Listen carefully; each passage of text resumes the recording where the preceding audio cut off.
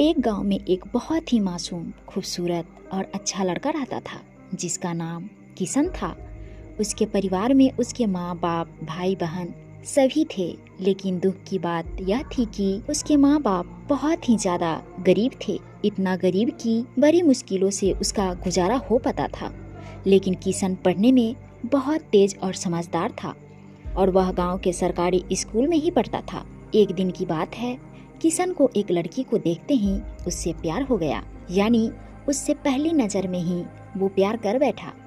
उसकी दिल की गहराइयों में वे लड़की पूरी तरह से उतर चुकी थी और उस लड़की का नाम दिव्या था। दिव्या एक अमीर घर की एकलौती लड़की थी।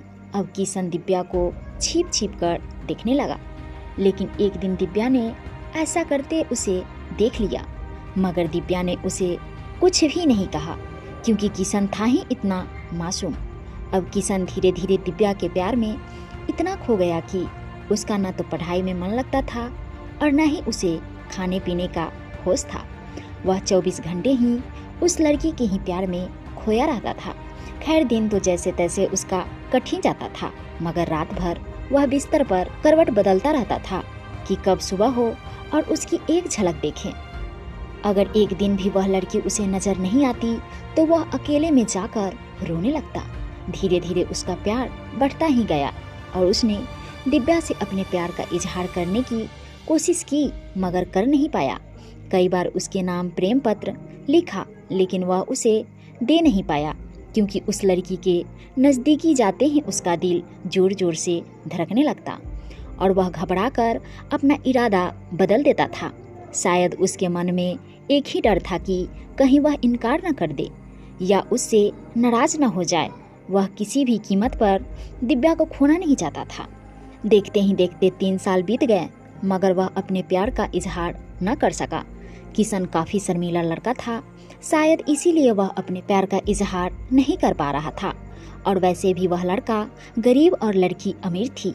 शायद यही सोचकर उसकी अपने प्यार का इजहार करने की हिम्मत नहीं हो पा रही थी, मगर उसका प्यार एकदम सच्चा और पवित्र था।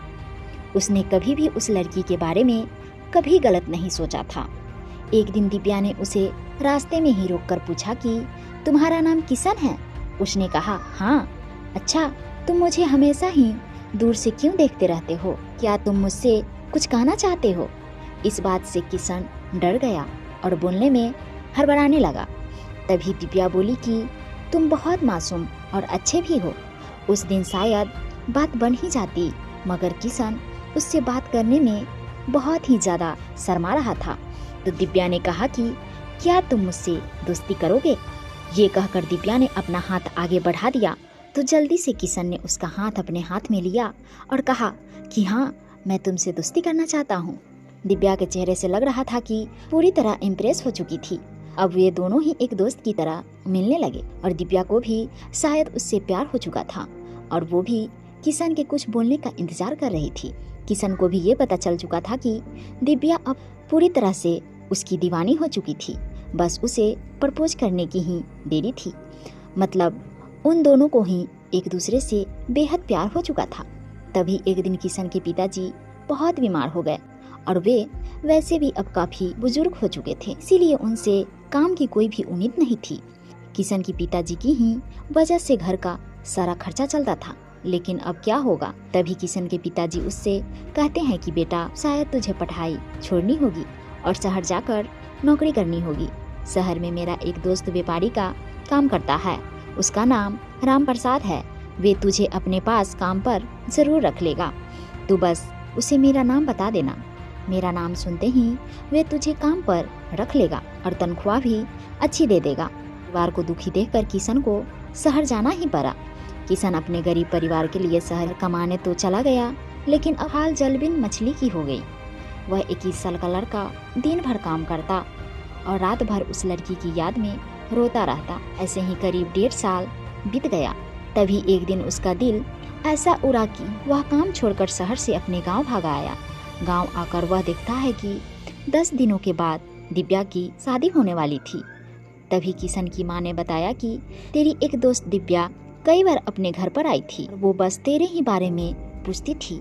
अब तो किशन को ऐसा लग रहा था कि जैसे उसकी तो सारी दुनिया, सारी खुशियाँ ही उजड़ चुकी हो। लेकिन वह क्या करता? एक तरफ प्यार था और दूसरी तरफ गरीबी परिवार था, और उसके कंधे पर पूरी जिम्मेदारी भी थी। वह दिव्या से आखिरी बार भी नहीं मिला और उसने ये फैसला कर लिया कि उसे अपने बूढ़े माँ बाप और अपने छोटे भाई बहन की खुशी के लिए अपने प्यार की कुर्बानी देनी ही पड़ेगी। ये सोचकर उसने अपना फैसला अपना फूल जैसा दिल पत्थर का बना लिया। वो दिव्या से भी बिना मिले ही शहर वापस चला गया। जाते जाते भी उसकी जान निकल रही थी कि काश दिव्या उसे मिल जाती। यह सोचकर बहुत रो रहा था कि वे इतने गरीब क्यों हैं, क्योंकि इस गरीबी के कारण वो आज कुछ भी न कर सका। लेकिन किशन आज भी दिव्या के बारे में सोच सोच कर छिप छिप के खूब रोता है। उसके मन में आज भी सिर्फ दिव्या के लिए ही फीलिंग और प्यार है।